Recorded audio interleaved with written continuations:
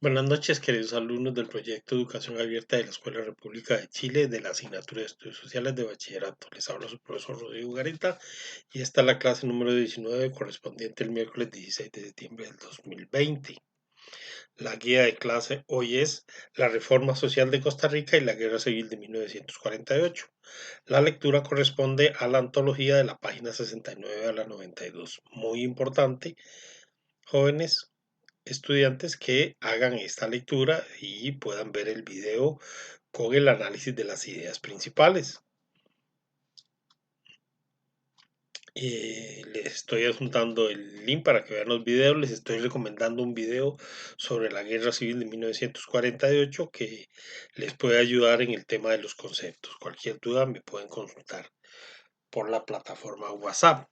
Este video es un poquito largo por el temario que estamos abarcando.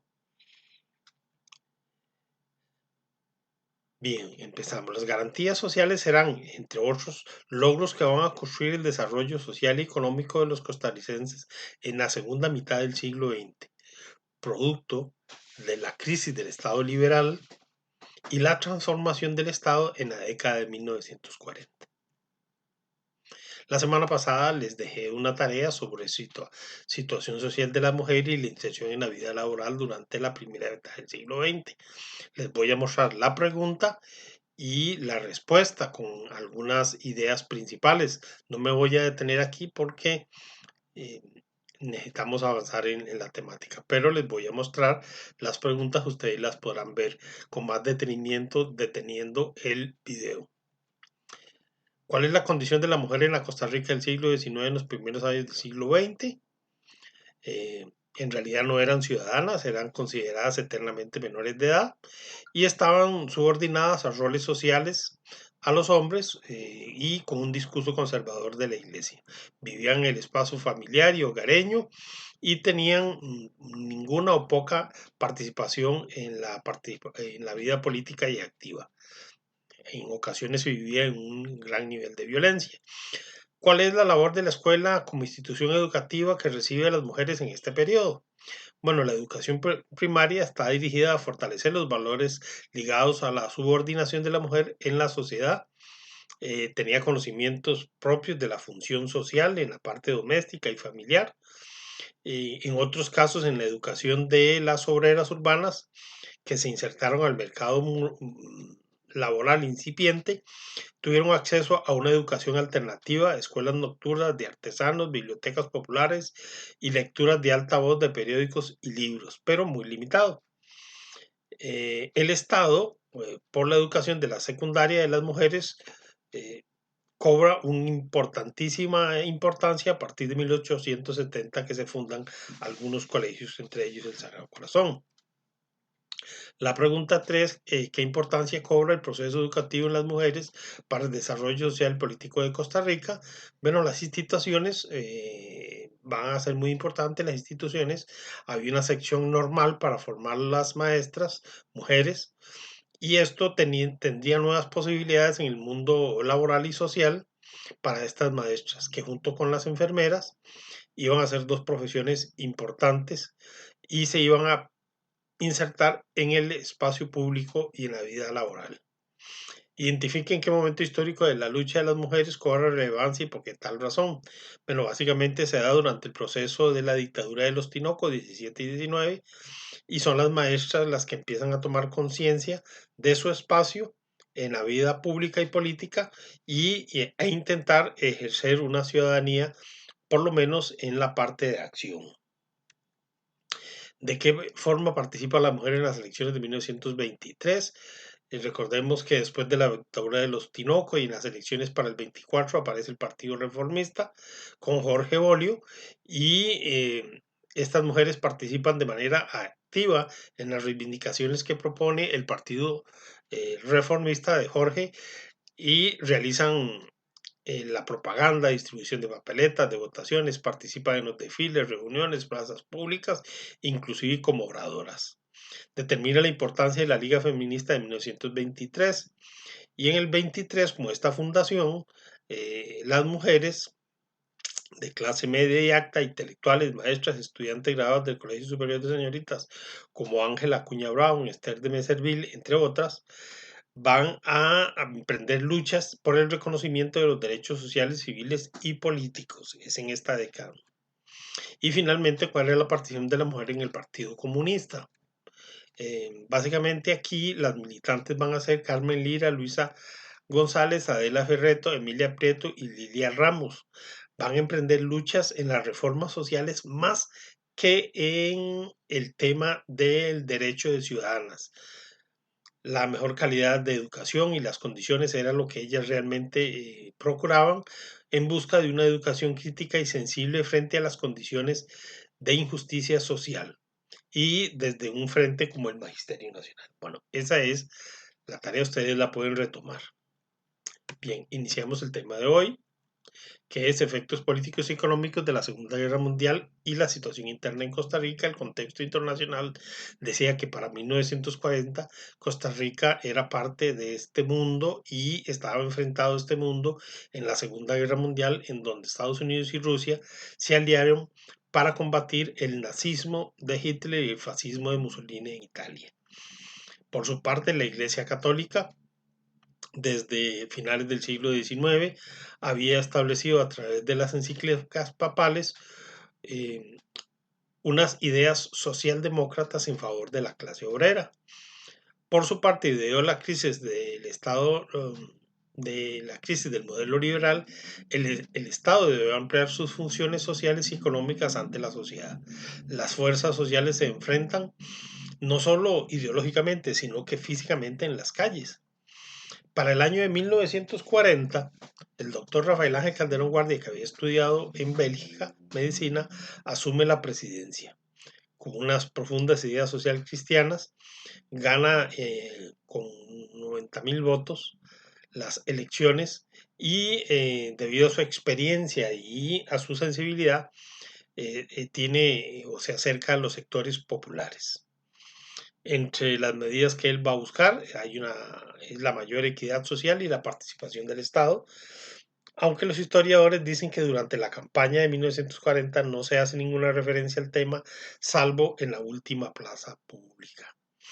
En esta administración se consignaron reformas sociales muy importantes, como en 1940 la Junta Nacional de Habitación de Casas Baratas, 1940 la fundación de la Universidad de Costa Rica, 1941 la fundación de la Caja Costarricense del Seguro Social, 1942 la inserción de estos elementos como garantías sociales en la Constitución, en 1943 la publicación del Código de Trabajo.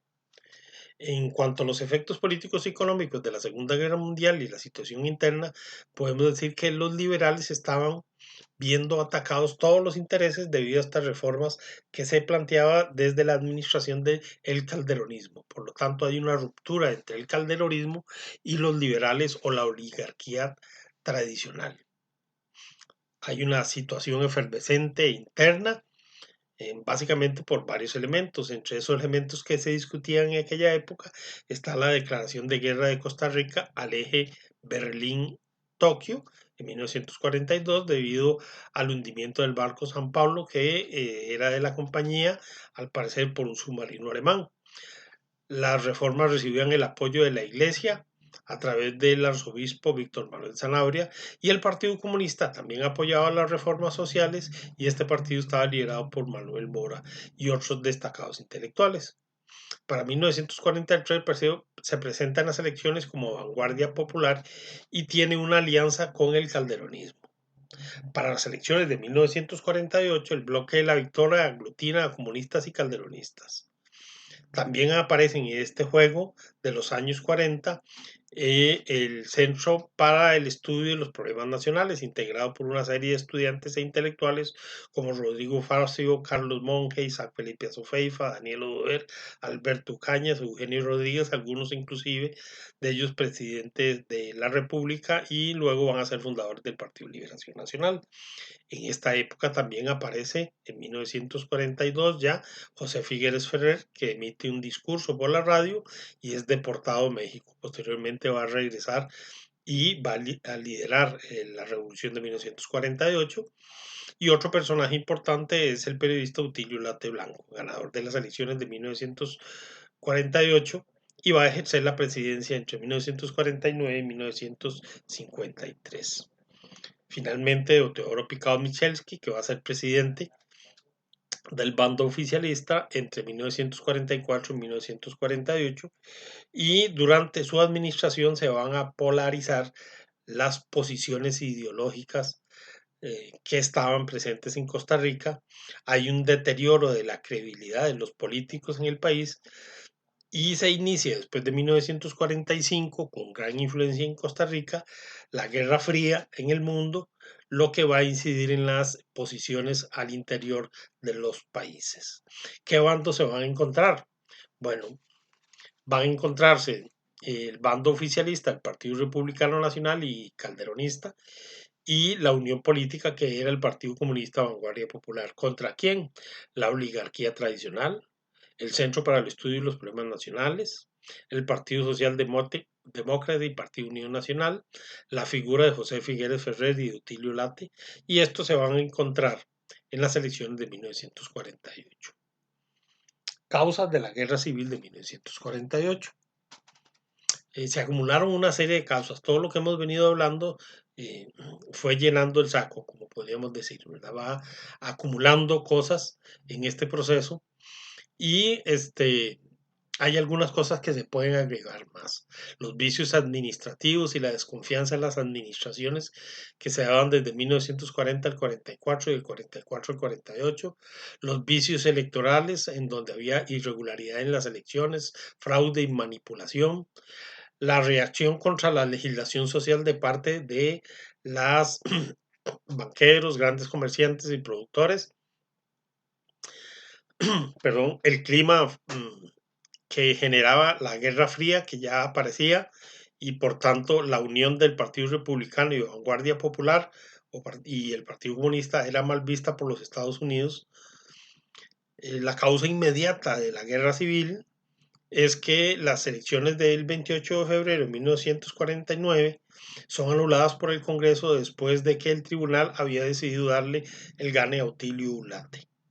Esto provoca que José Figueres se levante en armas en la zona sur el 12 de marzo de 1948.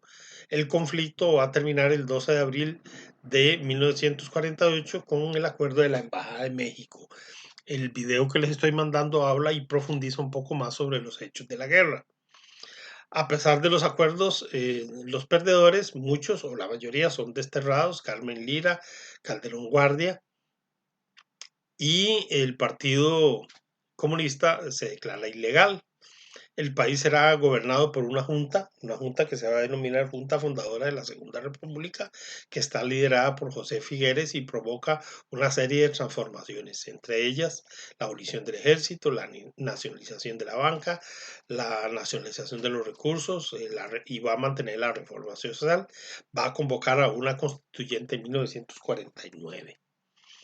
Consecuencias de la Guerra Civil. En 1949 se sientan las bases del proyecto reformista ideado en las posiciones socialdemócratas: un Estado más participativo, un Estado interventor, proveyendo el desarrollo económico y el bienestar social, como por ejemplo la nacionalización de la banca para promover el desarrollo a través de créditos, la abolición del ejército para insertar los recursos que en él se destinaban a educación y salud, la Constitución de 1949 con un equilibrio en los poderes de la República, instituciones autónomas, el Tribunal Supremo de Elecciones como institución totalmente independiente, el mejoramiento de la educación, el voto femenino y consideración de la mujer como ciudadana.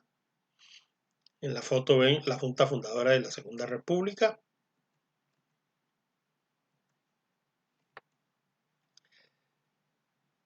La nueva noción de Estado era un Estado benefactor, promotor, paternalista y socialdemócrata. Ese era el Estado.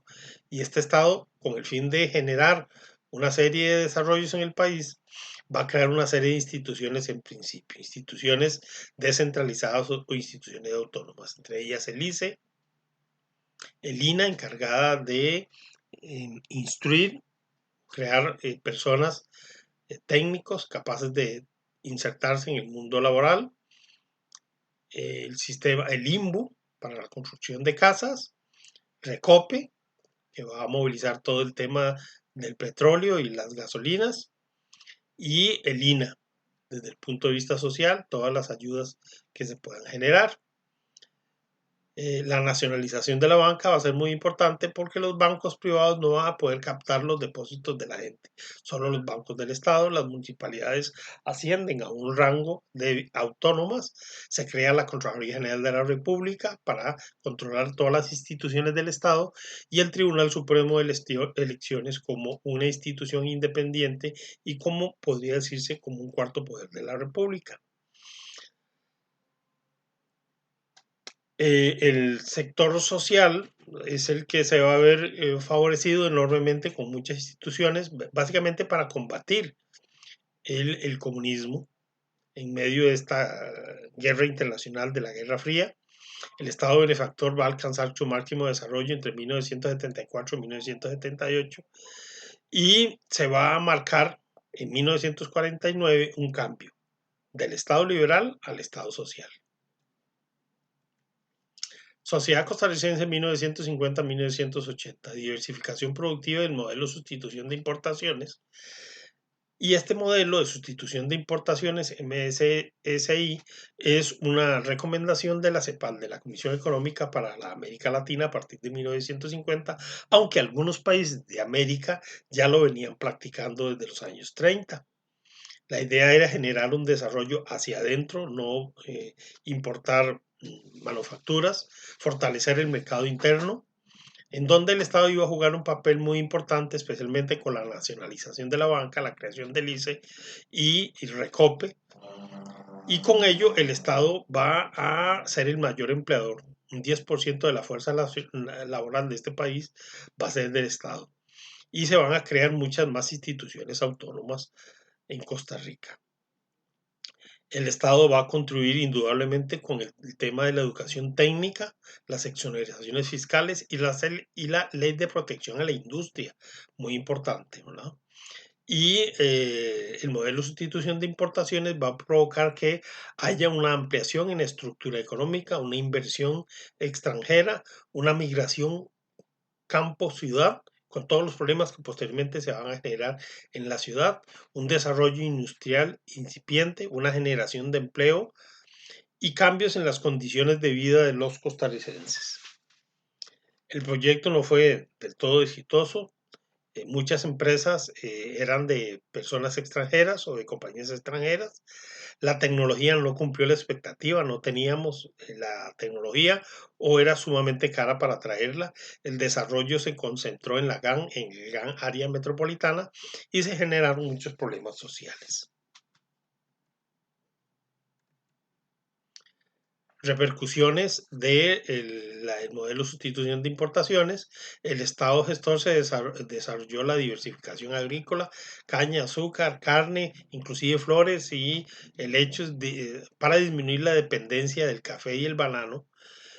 Se modernizó la actividad agraria en el país y se caracterizó por un aumento de las actividades no tradicionales, menos dependencia del banano y el café, y se estimuló intercambio comercial.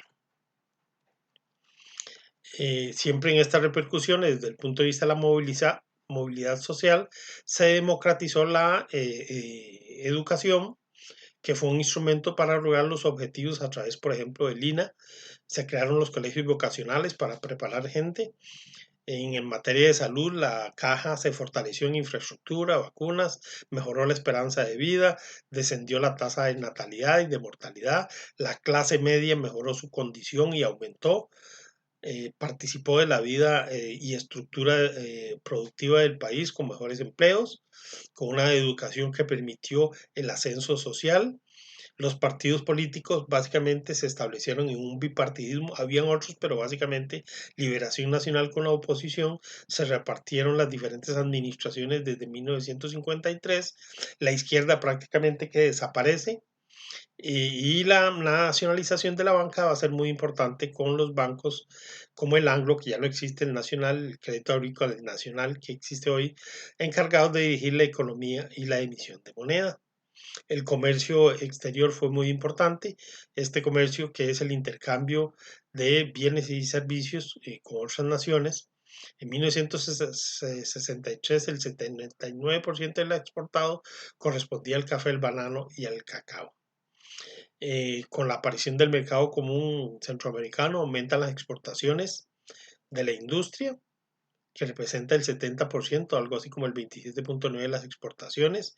Fue necesario traer productos de primera necesidad porque eso no entró dentro del plan de diversificación, como fue frijol, maíz, y traer materias primas para la industria. Eso no lo teníamos, hubo que traerlo, y esto tuvo algunas consecuencias. Una balanza de pagos negativa, o sea, era más lo que comprábamos que lo que vendíamos. Las principales características del Estado empresario son el Estado empresario con una alta participación en la vida económica y de los ciudadanos, una gestión en la administración de los bienes y servicios a través de las empresas del Estado. Hay una fuerte práctica monopolística y entre 1950 y 1970 los bancos van a prestarle al sector privado para estimular el empleo y promover la industria.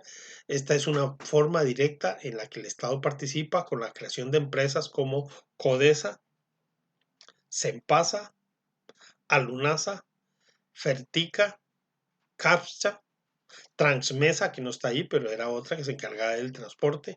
Y en los años 70 se viene la crisis del petróleo y el aumento de la deuda en Costa Rica. En 1978, Rodrigo Carazo llega al poder y decide no pagar la deuda grande que tenía Costa Rica a los organismos internacionales, y el país entra en una profunda crisis. Y comienza a darse el agotamiento del Estado benefactor. Aquella bonanza económica y social empezó a manifestar debilidades, y el periodo de reactivación económica se debilita a mediados de los años 70 y entra en profunda crisis en los 80. Aquel Estado que había asumido un papel protagónico con un aumento en la burocracia y el proteccionismo, provocó el aumento de los precios, y un efecto fue la dependencia total sobre el petróleo, que en un momento determinado aumentó la deuda y aceleró la crisis. Muy bien, así muy rápidamente explicado. Pueden leer la caricatura que les puse hoy. Y siempre pues nos preguntamos por qué razón nuestros padres siempre han estado deseosos de que nosotros vayamos a estudiar, ¿verdad? Siempre había una preocupación. Inclusive en los años 70, la policía iba a traernos a las escuelas y nosotros no íbamos a la escuela. Bueno, este es el trabajo de clase. Hay que hacer la lectura de la página 87 a la 90, el Estado benefactor y la sociedad costarricense, contestar la guía de la izquierda que les está apareciendo. Son 4 preguntas que están relacionadas con la clase media, la esperanza de vida, la movilidad social y los sectores de la población que conformaban la clase media. Lo que está al final es el número de página en la que pueden ayudarse a buscar. Muy bien, esta es la clase de hoy. Les hemos estado mandando información sobre el tema del bachillerato. Ya se les mandó el formulario para que lo completen. Por favor, hágalo en esta misma semana para que queden inscritos, para que puedan hacer su examen y estén atentos a la información. También les envié hoy fechas e información valiosa para el tema de bachillerato. Por favor, no lo dejen de pasar. Si tienen alguna duda, por favor, me escriben.